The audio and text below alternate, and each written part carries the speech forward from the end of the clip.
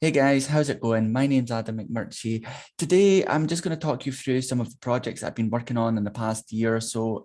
Just really give you an overview of some of the things I've been doing, and then hopefully, sort of, some of this might be inspirational to you and sort of allow you to sort of kick off some ideas of your own. So let's start off with some of the sort of insight cyber projects that I've been doing. So this is Darkwire. You can find it sort of, I guess, if you sort of, I don't know, if you type in Murchie 85. Darkwire, you should find me. So if I just chuck it here, yeah, and then you'll get a bunch of sort of images and analytics on some of the stuff that I've been doing.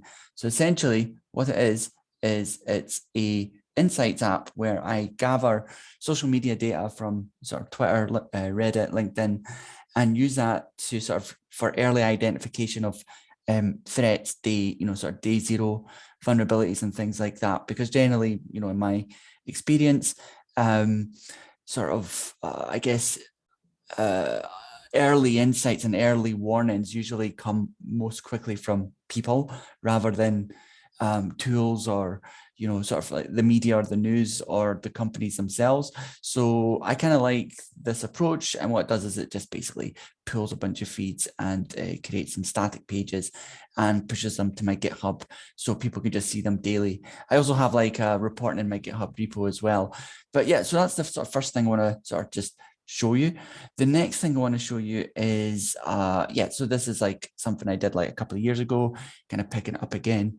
So this is really just a way to generate ML algorithms or ML, anything from CNNs to GANs to traditional feed-forward neural networks and things like that.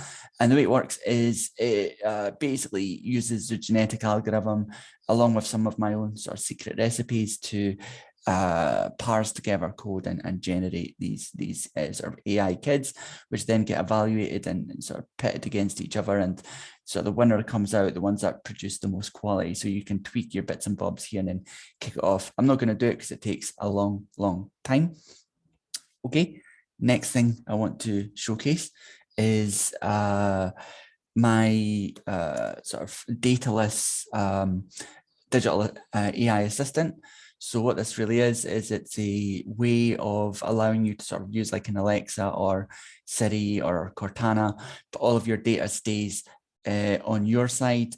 Training's done locally. Anything that does need to go over the wall, then the AI, for example, in this case, Amu, she'll let you know and basically works as hard as she can to keep your stuff secure. It's still just a work in progress. There's a lot of bits and bobs that this is the sort of dev version. You can code with her. I'm not going to do that just now because I need to use this shell session that I'm using.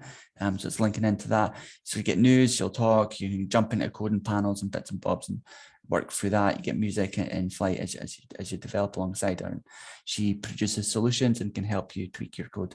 So I can, for example, I can just jump in to get my crypto crypto values, the latest prices. I can get like Forex. This is just like all of these are like hundreds of plugins that I'll add in. So there'll be probably 250 various operations by the time of launch. I've also do this, for tracking my bits and bobs, right? So I've got my own Kanban board so I can figure out what stuff I need to do. So I've got different Kanban boards for different jobs, different projects I'm working on. She'll notify me with stuff like this.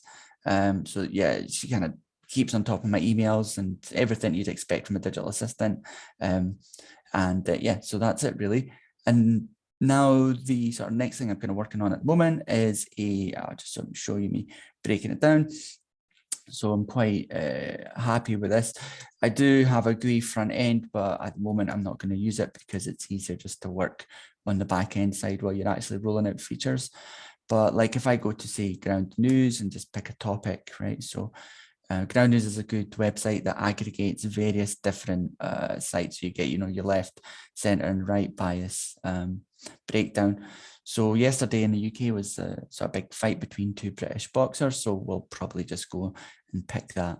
So what I'm going to do is kick off this sort of data aggregation engine, similar to my Darkwire, but a little bit more involved. So I could go and say yes, and I could look into the trends. I've got UK and see that, what are the top trending things. I wonder if Tyson's in here somewhere. imagine he should be, because it was a big event. But news, unfortunately, slips out pretty fast. Probably it's there, probably not seen it, but that's fine. I'm not going to pick from those topics. I'm going to pick my own one. So what I'll do is I'll say no, and I'll just type in Tyson Fury, because I think that's pretty recent, pretty cool news. I can then pick how many tweets and Reddits and LinkedIn's and Wikipedia articles I want to browse. So I'm going to do something that will run quite fast. So I'll go about 500. And then I'm going to pick from historical feeds, because it runs faster when you're pulling from APIs rather than trying to stream things live, because then you just wait for ages.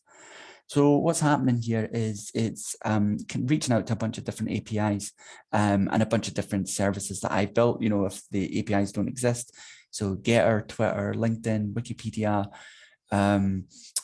web scrapes, so it'll scrape from the web as well, but not in a conventional sense. It does it in a much more sophisticated manner. That's not, it doesn't behave like a bot, so it doesn't take up resources and spam.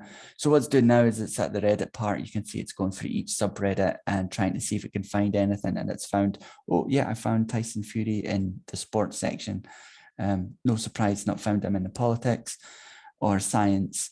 And so what it does is it just digs in deeper and does a bunch of nested, recursive, deep forest searches until it finds what it's looking for. And that'll prompt me just to show the report. So I'll push yes, and it builds the report dynamically. So then, this is automated. So here's ones that I sort of made earlier as well, just to show you they just run. Yeah,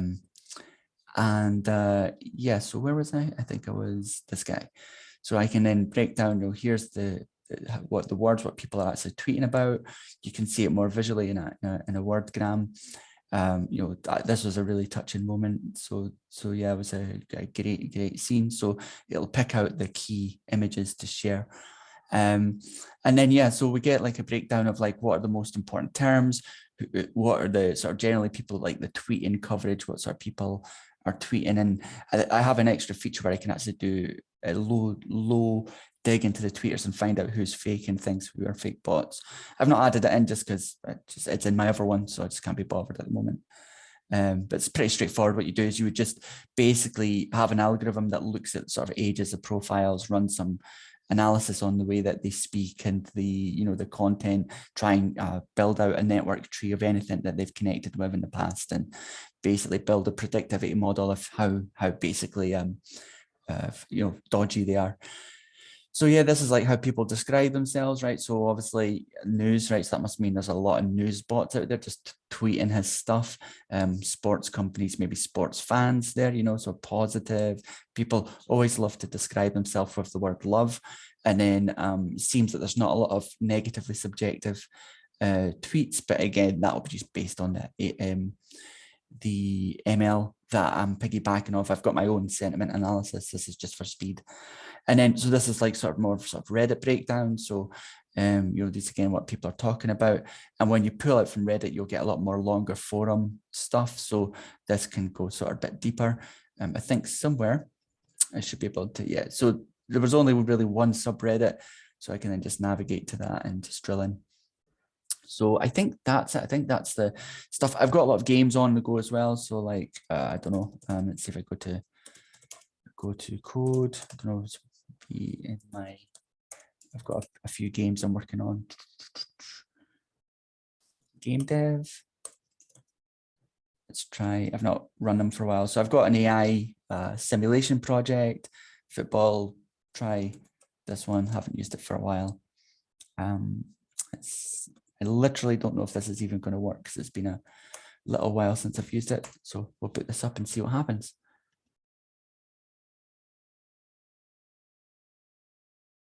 So I build all of my games and all of my simulators and all of my AI from scratch. I never, ever, ever reuse other people's stuff. I don't like to do that. I only reuse stuff that's worth it. So if it's a framework that people have been working on for years, then there's a lot of trust, then definitely. But if it's something that I can learn more from doing myself, so I don't, just to be sort of clear there, I'm not saying you build everything yourself, but make sure you build the key things yourself. So I built all of the whole engine here is built by me.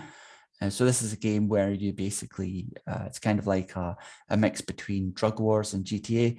So in this, I think she's telling me to go and do something.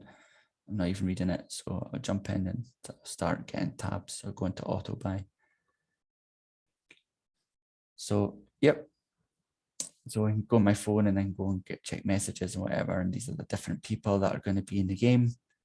These are like the different protagonists, and yeah, it's exactly what you'd imagine, right? So it's just it's basically a game where like you're going to get more and more of these tabs and more jobs to do, and you're going to be trying to survive and trying to make money, and you'll go start from the bottom and go to the top, and it'll dovetail so you can have like a good path and a bad path, but they'll all end up in the same place. So this is called I think I've changed the name to Lifted. So I've got some PR material for that. Let me go check it out. So if I go to my GitHub, that's the main character she's going to be the one advising you. So this is the old AI generator that I was talking about. So these are the sort of the promos for Lifted, and hopefully I'll get that out at some point. Really just depends on interest as well. So once I put out my beta, it'll depend on what people want to see. But yeah, so that's really it. I mean, I just want to show you through some of the projects I'm working on. That's just a small few.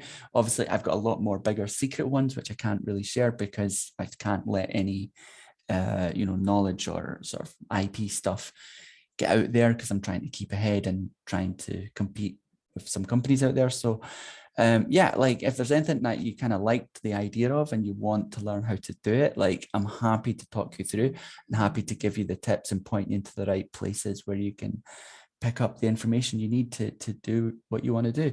But you'll probably notice that I'm a big automation fan, right? So like everything I do, I try to do it from scratch and then automate it, and that way I manage it and I version it, and I don't need to worry about any external dependencies. So yeah, I hope you enjoyed it, and that was just me talking through my code. Thank you.